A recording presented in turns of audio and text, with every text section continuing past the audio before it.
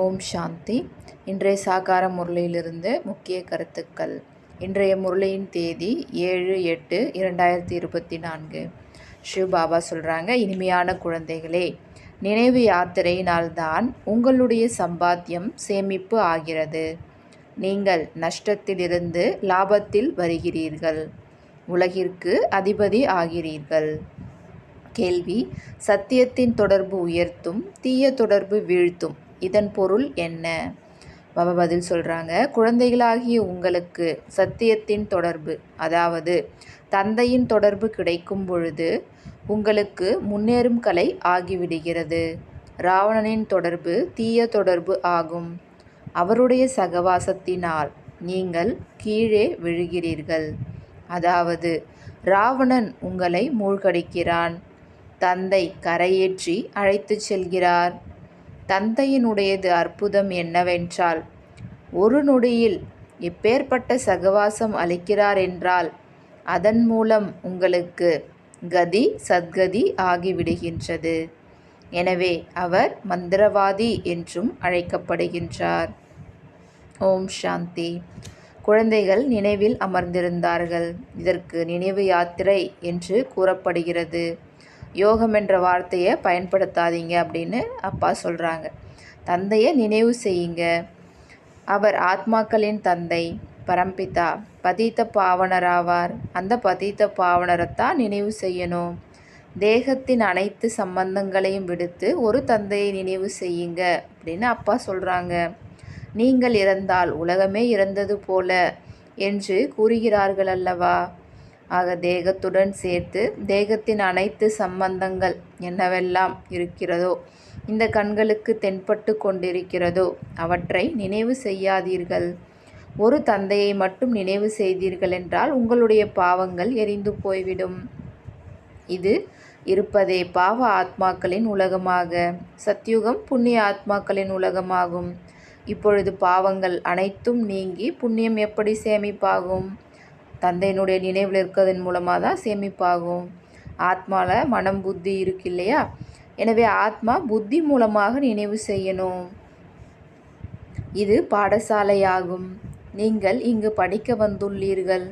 இந்த லக்ஷ்மி நாராயணர் உங்களுடைய aim and object அப்படின்றார். வேறு யாரும் இது போல சொல்ல முடியாது. இப்பொழுது நாம் தூய்மையாகி தூய்மையான உலகத்திற்கு அதிபதியாகணும் அப்படின்ற விஷயம் நீங்கள் இப்போ தெரிஞ்சிருக்கீங்க. நாம் தான் உலகத்திற்கே அதிபதியாக இருந்தோம். எவ்வளோ உயர்ந்த பதவி அது! அவசியம் இந்த தந்தை தானே அது போல் ஆக்குவார். தந்தையை தான் பரமாத்மா அப்படின்னு சொல்கிறாங்க. அவருடைய உண்மையான பெயர் சிவன். சிவன்னா கல்யாணக்காரி, நன்மை செய்பவர் அப்படின்னு அர்த்தம். பிறகு அவருக்கு நிறைய பேர் வச்சுட்டாங்க, அவர் செய்யக்கூடிய இந்த தொழிலுடைய கர்த்தவியத்தினுடைய ஆதாரத்தில். எப்படி மும்பையில் பபுல்நாத் கோவில் இருக்குது. பபுல்நாத் அப்படின்னா முட்கள் போன்ற காட்டினை மலர்கள் நிறைந்த தோட்டமாக ஆக்கக்கூடியவர்னு அர்த்தம். ஆகையால் அவர் செய்யக்கூடிய ஒவ்வொரு செயலுக்கு ஏற்ற மாதிரி பேர் வச்சுட்டாங்கன்றார். ஆனால் அவருடைய உண்மையான பேர் என்ன? சிவன் தான். இவருக்குள் பிரவேசம் செய்கிறார் என்றாலும் கூட பெயர் சிவன் தான் அப்படின்றார். நீங்கள் இந்த பிரம்மாவை நினைவு செய்ய வேண்டியதில்லை, ஏன்னா இவர் தேகதாரி. நீங்கள் தேகமற்றவரை நினைவு செய்யணும். உங்களுடைய ஆத்மா இப்போ பதித்தமாக ஆகிடுச்சு, அதை தூய்மையாக ஆக்கணும். மகான் ஆத்மா, பாவாத்மா, பவித்ர ஆத்மா அப்படின்லாம் சொல்கிறாங்க. மகான் பரமாத்மா அப்படின்னு சொல்கிறது கிடையாது. அதே போல் தங்களை பரமாத்மா அல்லது இறைவன் அப்படின்னு கூட சொல்லிக்க முடியாது. சந்நியாசிகள் சந்நியாசம் செய்கிறாங்க, ஆகையால் அவங்க பவித்ர ஆத்மான்னு சொல்லப்படுது. அவர்கள் கூட அனைவரும் புனர்ஜென்மம் மறுபிறவி எடுக்கிறாங்க அப்படின்னு தந்தை புரிய வச்சிருக்காரு. தேகதாரிகள் அவசியம் புனர்ஜென்மம் எடுக்க வேண்டி இருக்கு. ஜன்மம் எடுத்து பிறகு பெரிய வாலிபனாகும் பொழுது சந்நியாசம் செய்கிறாங்க. ஆனால் தேவதைகள் இவ்வாறு செய்வது கிடையாது. அவங்க என்றைக்குமே தூய்மையாக இருக்காங்க அப்படின்றார். தந்தை இப்பொழுது உங்களை அசுரனிலிருந்து தெய்வீகமானவராக ஆக்குகிறார். தெய்வீக குணங்களை தாரணை செய்வதால் தெய்வீக சம்பிரதாயத்தினர் ஆவீங்க. இப்போ இருக்கிறது சங்கமயுகம். இப்போ உங்களுக்கு தந்தை கிடச்சிருக்காரு. இப்போ நீங்கள் மீண்டும் அவசியம் தெய்வீக சம்பிரதாயத்தினராக ஆகணும் அப்படின்னு அப்பா சொல்கிறாங்க. தெய்வீக சம்பிரதாயத்தினருக்கு அங்கே அளவற்ற சுகம் இருக்கும். இந்த உலகம் இம்சையானவர்களினுடையது என்று கூறப்படுகிறது. தேவதைகள் அகிம்சையாளர்கள் ஆவார்கள். பாபா சொல்கிறாங்க, இனிமையிலும் இனிமையான குழந்தைகளே, ஆன்மீக குழந்தைகளே, தந்தையை நினைவு செய்யுங்கள். இப்பொழுது ஆத்மாக்களாகிய நீங்கள் பரமாத்மா தந்தையை நினைவு செய்யணும் அப்படின்றார். நீங்கள் இப்போ புண்ணிய ஆத்மா ஆகும் பொழுது உங்களுக்கு சுகம் கிடைக்கும். இப்பொழுது நீங்கள் புண்ணியத்தை சேமிப்பு செய்கிறீர்கள்.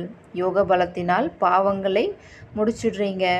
இந்த நினைவு யாத்திரையினால தான் நீங்கள் உலகிற்கே அதிபதியாக ஆகிறீங்க. நீங்கள் உலகினுடைய அதிபதியாக இருந்தீங்க அப்படின்றது சரிதானே? பிறகு அவங்க எங்கே போயிட்டாங்க?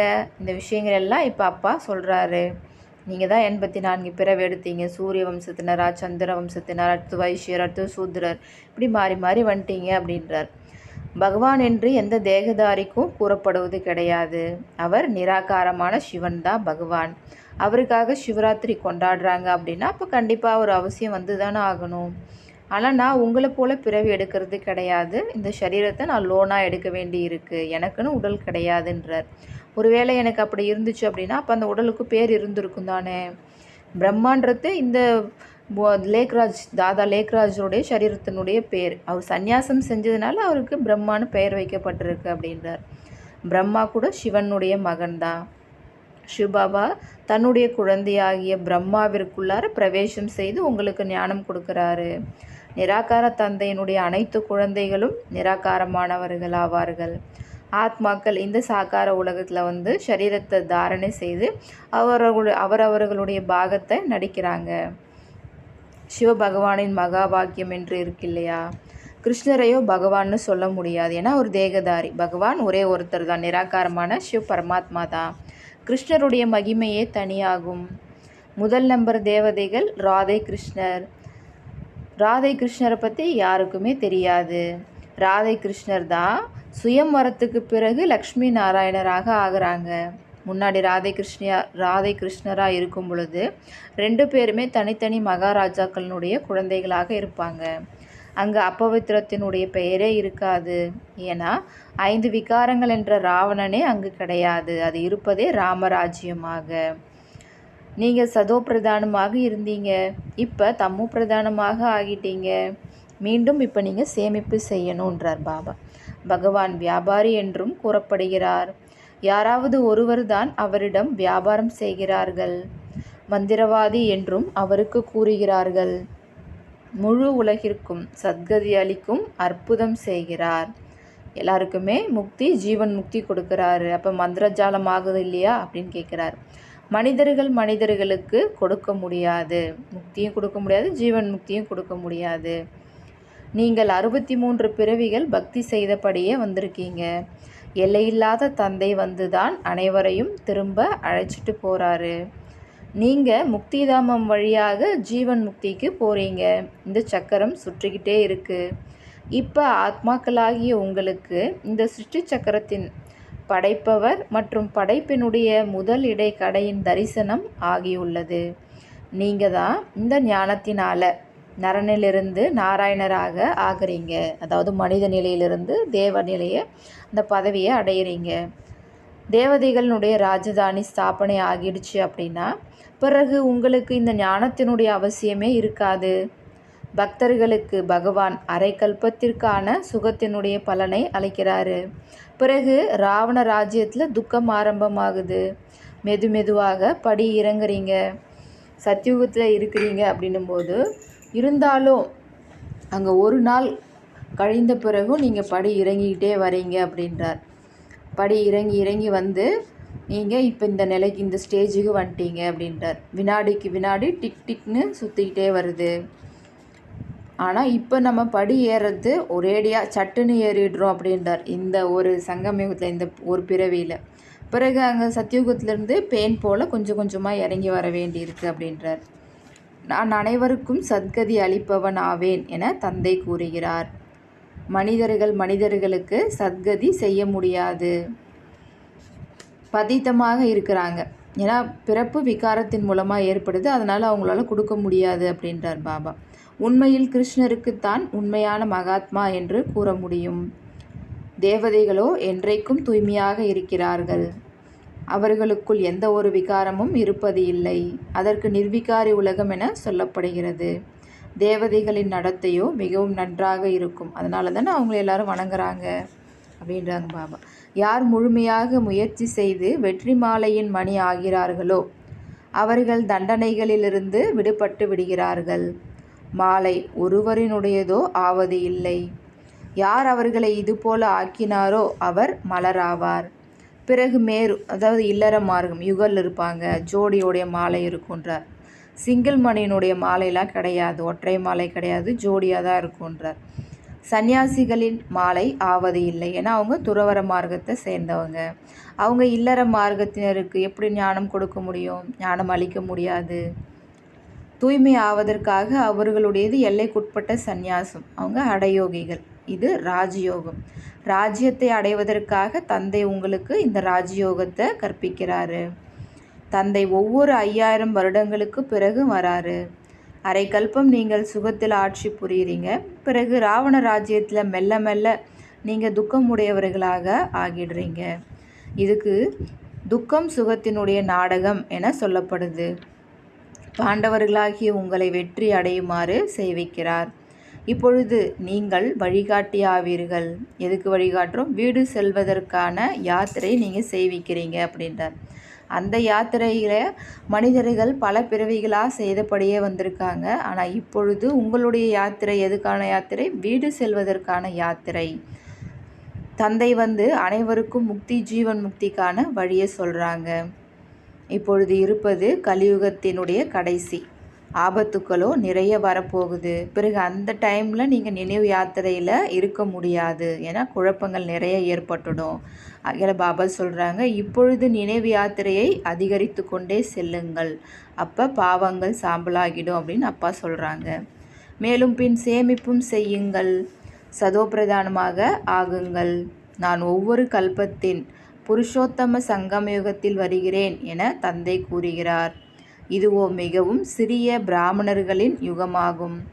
பிராமணர்களுடைய அடையாளமாக குடுமி இருக்குது. பிராமணர், அதன் பிறகு தேவதா, அதன் பிறகு சத்திரியர், அதன் பிறகு வைஷ்யர், அதன் பிறகு சூத்ரர். இந்த சக்கரம் இதே மாதிரி சுற்றிக்கிட்டே இருக்குது. பிராமணர்களுடையது மிகவும் சிறிய குலம். இந்த சிறிய யுகத்தில் தந்தை உங்களுக்கு கற்பிக்கிறாரு. நீங்கள் குழந்தைகளும் ஆவீர்கள், மாணவர்களும் ஆவீர்கள், சீடர்களும் ஆவீர்கள். அவர் ஒரே ஒருத்தர் தான். அவர் ஒரே ஒருவராக இருந்து எப்படி 3 ரோலை ப்ளே பண்ணுறாரு? அப்பாவாக இருக்கார். அப்பாவாக இருக்கும் பொழுது நம்ம அவருடைய குழந்தையாக இருக்கோம். அடுத்தது அவர் டீச்சராக இருக்கும் பொழுது நாம் அவருடைய ஸ்டூடெண்ட்ஸாக இருக்கோம். அப்புறம் அவர் சத்குருவாக இருக்கும் பொழுது நாம் அவருடைய சீடர்களாக இருக்கும். அவர் அப்பாவாக இருந்து 21 பிறவிக்கு ஆஸ்தி தராரு. டீச்சராக இருந்து கல்வி சொல்லித்தராரு, படிப்பு சொல்லித்தராரு. சத்குருவாக இருந்து படைப்பின் முதலிடை கடைப்பற்றிய ஞானம் அளிப்பவராகவும் பிறகு கூடவே அழைத்து செல்பவராகவும் இருக்கிறார். இந்த மாதிரி வேறு எந்த ஒரு மனிதரும் இருப்பது கிடையாது. தந்தையை ஹே பதித்த பாவனா வாருங்க அப்படின்னு கூப்பிடுறாங்க ஒரு பக்கம். ஆனால் இன்னொரு பக்கம் பரமாத்மா நாய், பூனை, கல், மண் எல்லாத்துலேயும் இருக்கிறாரு அப்படின்னு சொல்லிடுறாங்க. எல்லையில்லாத தந்தையை எவ்வளோ அவமதிக்கிறாங்க. உலகத்திற்கு அதிபதியாக்கும் தந்தையே நிந்திக்கிறாங்க. இதற்குத்தான் ராவணனின் சகவாச தோஷம் என சொல்லப்படுகிறது. ராவண ராஜ்யம் ஆரம்பமாகி விடும் பொழுது நீங்கள் விழ ஆரம்பிக்கிறீர்கள். தந்தை உங்களை ஏறும் கலையில் முன்னேற்றுகிறார். தந்தை மனிதனை தேவதையாக ஆக்குகிறார். அப்பொழுது அனைவருக்கும் நன்மையாகிறது. இப்பொழுதோ எல்லோரும் இங்கே இருக்கிறார்கள், இந்த சாகார உலகத்தில். மீதி யாரெல்லாம் இன்னும் அந்த மூலவதனத்தில், அதாவது ஆத்மாக்களினுடைய உலகத்தில் இருக்கிறாங்களோ அவங்க எல்லாம் வந்துக்கிட்டே இருக்காங்க. எல்லாரும் எப்போ வந்துடுறாங்களோ அப்போ இந்த ட்ராமா முடிஞ்சிடும். இந்த ஒரு சைக்கிள் முடிஞ்சிடும். அதுக்குள்ளார நீங்கள் தேர்வில் கூட வரிசை கிரமமாக தேர்ச்சி அடைஞ்சிட்டே போயிடுவீங்க. இதற்கு ஆன்மீக கல்லூரி என்று கூறப்படுகிறது. ஆத்மாவில் வெள்ளி, செம்பு மற்றும் இரும்பு படிந்துள்ளது. இதுதான் துரு ஆகும். ஆத்மா உண்மையான தங்கமாகும். இப்போ அது பொய்யானதாக ஆகிடுச்சு. அந்த துரு எப்படி நீங்கிறது? பாபாவினுடைய நினைவு யோக அக்னியின் மூலமாகத்தான் அந்த துரு நீங்கும் அப்படின்றார். தந்தை ஞான சிதையில் அமர்த்துகிறார். ஞானக்கடலான தந்தை இல்லாமல் வேறு யாருமே ஞான சிதையில் அமர்த்த முடியாது. நல்லது. இனிமையிலும் இனிமையான காணாமல் போய் வெகுகாலம் கழித்து கண்டெடுக்கப்பட்ட குழந்தைகளுக்கு தாய் தந்தை பாப்தாதாவின் அன்பு நினைவுகள் மற்றும் காலை வணக்கம். ஆன்மீக குழந்தைகளுக்கு ஆன்மீக தந்தையின் நமஸ்காரம். ஆன்மீக தந்தைக்கு ஆன்மீக குழந்தைகளின் நமஸ்காரம். தாரணைக்கான முக்கிய சாரம். முதல் பாயிண்ட், தண்டனைகளிலிருந்து விடுபட வேண்டும் என்றால் வெற்றி மாலையின் மணி ஆவதற்கான முயற்சி செய்ய வேண்டும். ஆன்மீக வழிகாட்டியாகி அனைவருக்கும் சாந்தி தாமமாகிய வீட்டிற்கான யாத்திரை செய்விக்க வேண்டும். ரெண்டாவது பாயிண்ட், நினைவு யாத்திரையை அதிகரித்து அனைத்து பாவங்களிலிருந்தும் விடுபட்டவர் ஆக வேண்டும். யோக அக்னி மூலமாக ஆத்மாவை உண்மையான தங்கமாக ஆக்க வேண்டும். சதோ பிரதானம் ஆக வேண்டும். வரதானம், ஒவ்வொரு நேரமும் கடைசி நேரம் என புரிந்து சதா எவரடியாக இருக்கக்கூடிய தீவிர புருஷார்த்தி ஆகுக. ஒவ்வொரு நேரமும் கடைசி நேரம் என புரிந்து சதா எவரடியாக இருக்கக்கூடிய தீவிர புருஷார்த்தி ஆகுக. பாபா விளக்க சொல்கிறாங்க, தனது கடைசி நேரத்தை பற்றி எந்த ஒரு நிச்சயமும் இல்லை. எனவே ஒவ்வொரு நேரத்தையும் கடைசி நேரம் என புரிந்து கொண்டு எவரடியாக இருங்கள். எவரடி என்றால் தீவிர புருஷார்த்தி. இப்போதோ விநாசம் ஆவதற்கு கொஞ்சம் காலம் பிடிக்கும், அதன் பிறகு தயாராவோம் என்று அந்த மாதிரி யோசிக்காதீர்கள். அப்படி இல்லை, ஒவ்வொரு நேரமும் கடைசி நேரம். எனவே சதா மோகமற்றவர், விகல்பமற்றவர் ஆக வேண்டும்.